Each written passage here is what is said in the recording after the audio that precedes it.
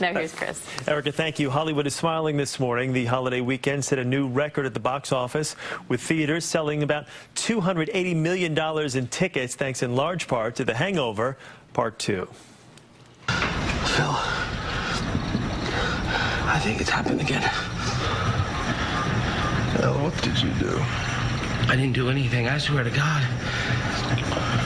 Your hair is gone.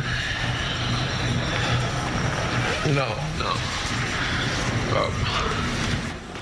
Movie watchers were expecting a hit, but The Hangover Part 2 grossed more than $105 million in its opening weekend, far above estimates. Us Weekly senior editor Bradley Jacobs is here with more on that and the rest of the summer outlook at the box office. Bradley, good to see you here this morning. Chris. And now, we were just talking in the commercial break a few moments ago. You really want to go out on a limb and say that this is an Oscar-nominated film the first time? We weren't talking about that. I wish we could have caught that look on your face. This thing is making a killing. Absolute fortune, but it's it's a sequel, and let's be honest, it's not as good as the first. It was definitely not as good as the first. I thought it was pretty mediocre, and I was not alone. But moviegoers did not seem to care what the critics had to say. There was so much built-in love for the first movie, which came out in June 2009, made almost $300 million, was the biggest comedy of all time, and now it looks like this could beat its own record. This is a juggernaut. They might be looking to make Hangover Part 3 in the next couple of months. Can it stand up? Can it continue this momentum, or do you think we'll probably see a big drop-off in week 2 because people are going to be a little bit disappointed? It is the summer, and what you see again and again is huge drop-offs. If you really wanted to see the Hangover sequel, you were going to go this weekend. It was Memorial Day weekend. Everyone had a lot of time on their hands. It was new. It was fresh. People definitely came out saying it was not nearly as good as the first one, but still, everyone had to see it for themselves. Still, I think you're probably going to see it make $250 or $300 million in the year. A lot of money for this. Yes, a lot of money considering it cost only $80 million to make. You know, this and Bridesmaids kind of show that comedies can be big during the summer. You don't have to spend $200 million on a Transformers sequel or the Green Lantern or, any of these sort of quote-unquote tent-pole movies that you think of as the big summer movies. Comedy done well, or even done not so well, in the case of The Hangover, can also do well at the box office. People want to go see funny movies. We just saw a clip there from Bridesmaids. Right now, $90 million in 3 weeks. If you haven't seen it yet, here's a little quick scene from it. Take a look. I want you to know, protect and serve, Air Marshal style. What? I don't want to infringe on your privacy, man. I really appreciate what you do for this country, and I respect the hell out of you.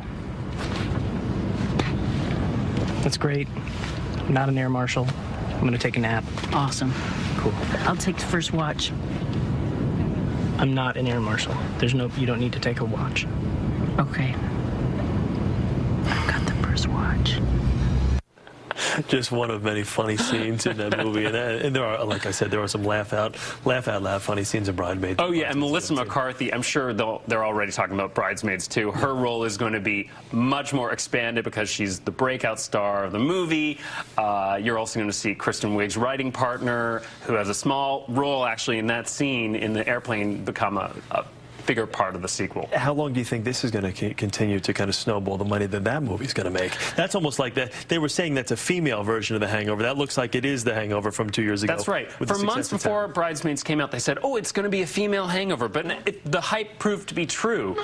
And this movie had a very nice opening weekend, but it's kept up in its second and third weekends because people want to see what all the fun is about. This movie really delivers for summer audiences. Let's talk about some of the other movies that people can expect that are going to make some big box office. How about Horrible Bosses? This is a really good one with Jennifer Aniston, Jason Bateman, correct? This is Jennifer Aniston playing against type as a woman a dentist who sexually harasses her staffer. You also have Jason Bateman and Kevin Spacey in that scene. It's about 3 guys who just make a pact over drinks to kill their bosses. It's another one of these raunchy movies. It's going to be R-rated. That this summer, this ultimately might be the summer of the raunchy edgy comedy. Is that right? Okay. How about Justin Timberlake, Friends with Benefits? And yet another one. What is Friends with Benefits? Friends with Benefits is basically just like No Strings Attached. Okay. The Natalie Portman, Ashton Kutcher movie from earlier this year.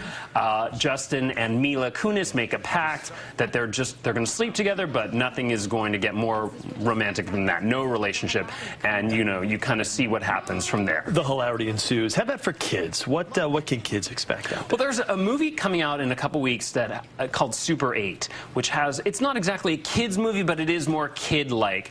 It's a J.J. Abrams movie about a group of kids in Ohio in 1979 who are making a movie at night on a Super 8 camera when they see this train. You can see this train crash, and it turns out the cargo on the train came from Area 51, and like an alien gets on the loose. But it's much more kid-friendly than a lot of the other summer blockbusters that are more for adults. And Spielberg is tied to it, so it's got a little ET-esque. That's right. Okay, Bradley, thank you. Good to see you here this morning. Bradley Jacobs. We'll be right back. This is The Early Show here on CBS.